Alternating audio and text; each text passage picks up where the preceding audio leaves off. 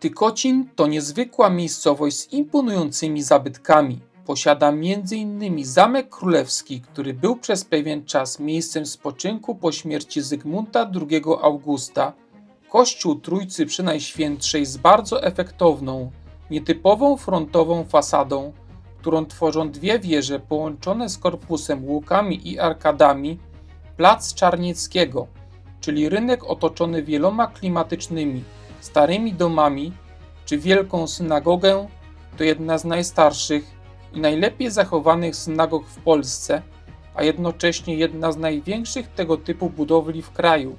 Zapraszam do Tykocina.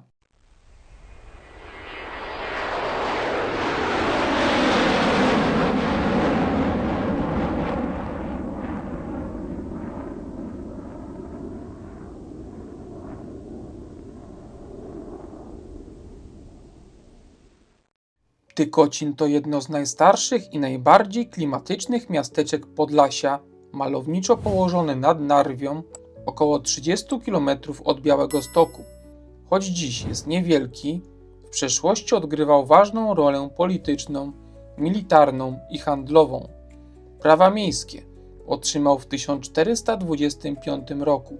Zygmunt II August uczynił z Tykocina jedną ze swoich rezydencji.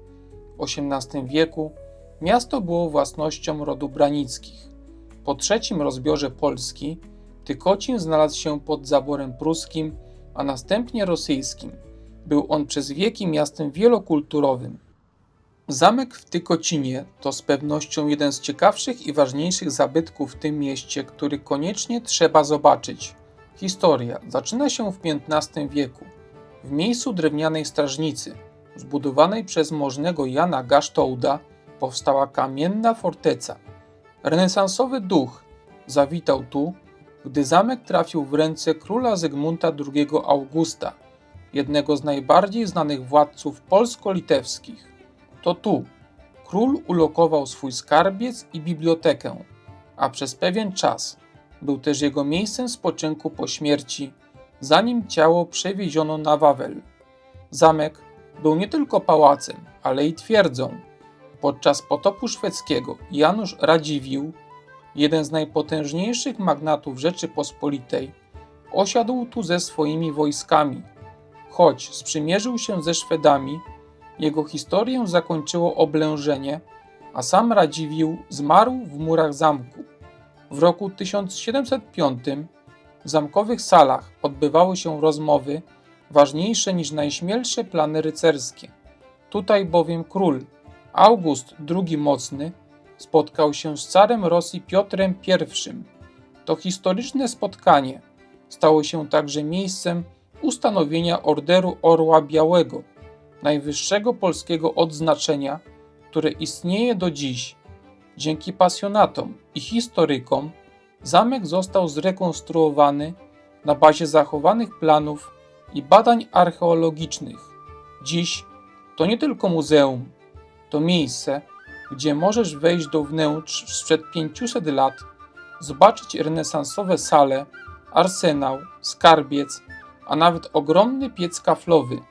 Zamek jest udostępniony do zwiedzania. Bilet normalny kosztuje 21 zł, a usługa przewodnicka jest wliczona w cenę biletu. Plac Czarnieckiego to historyczny rynek miasta, który pełnił funkcję centrum życia społecznego i handlowego. Jego obecny układ pochodzi z XVIII wieku, kiedy urbanistycznie ukształtował go hetman Jan Klemens Branicki, prawnuk Stefana Czarnieckiego. To wtedy rynek został uporządkowany i nabrał regularnej, prostokątnej formy z dominującą centralną przestrzenią. Wyobraź sobie ten plac sprzed 300 lat. Drewniane kramy kupieckie, wozy pełne zboża i miodu, mieszczan w kontuszach i żydowskich kupców targujących się o ceny, gwar rozmów mieszających się z biciem dzwonów. Tykocin był wówczas miejscem spotkania kultur polskiej, litewskiej i żydowskiej. Plac był świadkiem jarmarków, królewskich wizyt, ogłoszeń ważnych decyzji, i codziennego życia mieszkańców. Niegdyś właśnie tu król Jan Kazimierz podziękował bohaterowi wojny ze Szwedami, jakim był Stefan Czarniecki, obdarowując go miastem i ziemiami, na których wzniósł potem swoją siedzibę. Po stronie wschodniej placu wznosi się imponujący barokowy kościół Trójcy Przynajświętszej, o którym jeszcze opowiem, z przylegającym zespołem klasztornym, który jest kompozycyjnym zakończeniem rynku.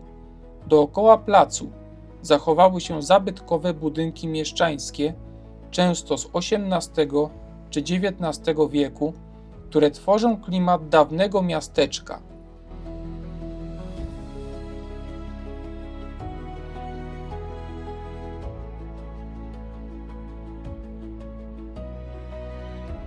Pomnik Stefana Czarnieckiego stoi w samym środku placu Czarnieckiego i jest jednym z najważniejszych symboli historycznych Tykocina.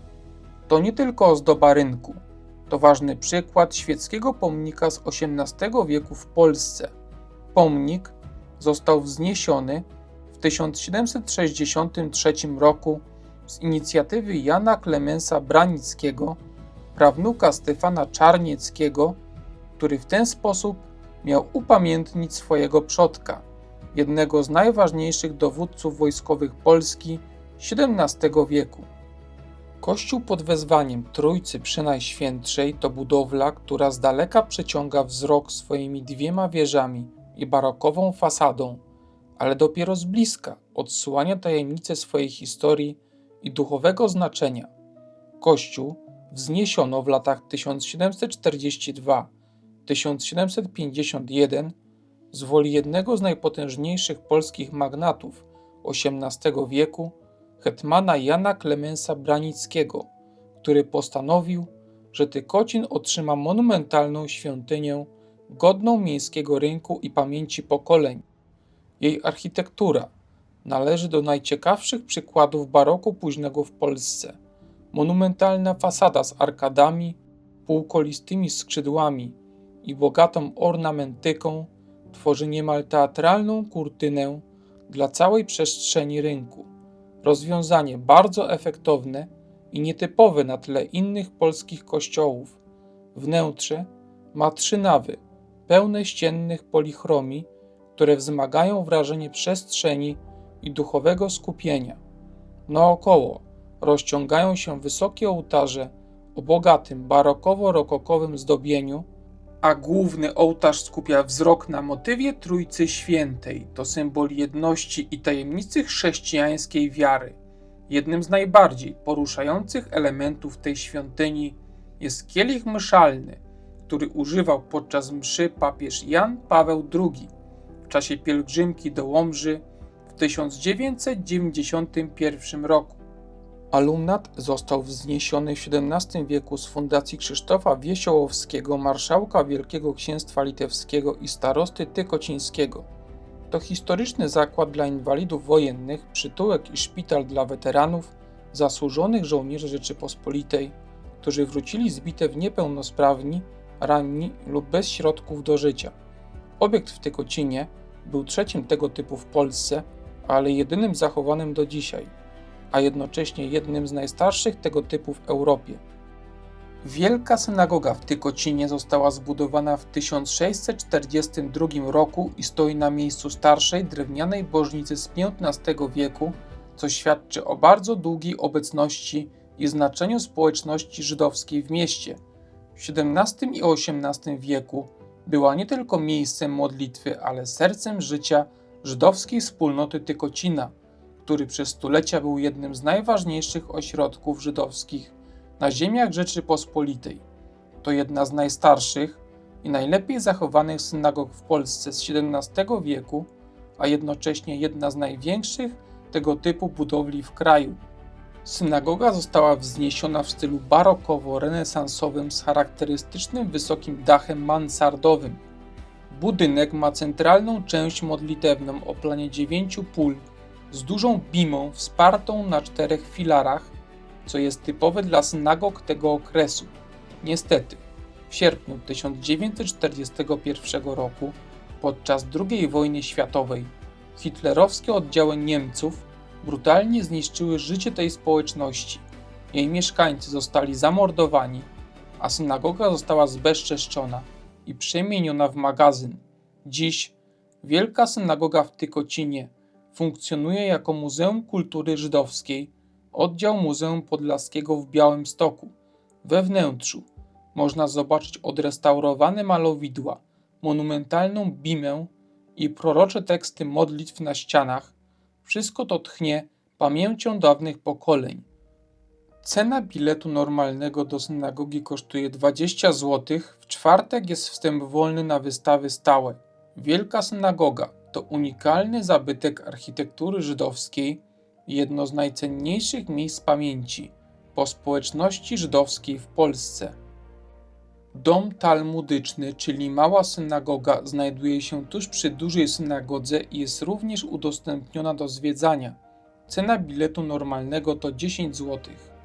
Przy ulicy Klasztornej wznosi się dawny zespół klasztorny Bernardynów, który mógłby uchodzić za dwór magnacki i to nie bez powodu. Został on ufundowany przez hetmana Jana Klemensa Branickiego w 1771 roku w miejscu dawnego dworu królewskiego, by stać się jedną z najbardziej reprezentacyjnych budowli późnobarokowych w regionie. Całość zaprojektowano na planie podkowy, co sprawia, że kompleks przypomina barokowy, pałacowy zespół z krużgankami, dziedzińcem i monumentalną bramą. Obecnie obiekt pełni funkcję domu pomocy społecznej. Wiatrak Koźlak został zbudowany w roku 1887, choć dziś możemy go podziwiać jedynie z zewnątrz, jego sama obecność przyciąga uwagę. Jest świadectwem dawnej gospodarki wiejskiej. Historia budynku, w którym dziś mieści się Urząd Miejski, sięga połowy XVIII wieku. To barokowa rezydencja ekonomiczna, często nazywana dworkiem administratora. Pomnik upamiętnia najwyższe polskie odznaczenie państwowe Order Orła Białego, które po raz pierwszy zostało ustanowione właśnie w Tykocinie. W tym urokliwym miasteczku można zobaczyć oryginalne drewniane domy mieszczańskie z XIX wieku i starsze, które są wyjątkowe na tle innych polskich miast. Charakterystyczne są polskie okna skrzynkowe z otwieranymi skrzydłami i okiennicami, a fronty domów bywały otynkowane, by odróżniały je od prostszych zabudowań wiejskich. Wnętrza typowo dzieliły się na salon od ulicy oraz sypialnię i kuchnię od podwórka.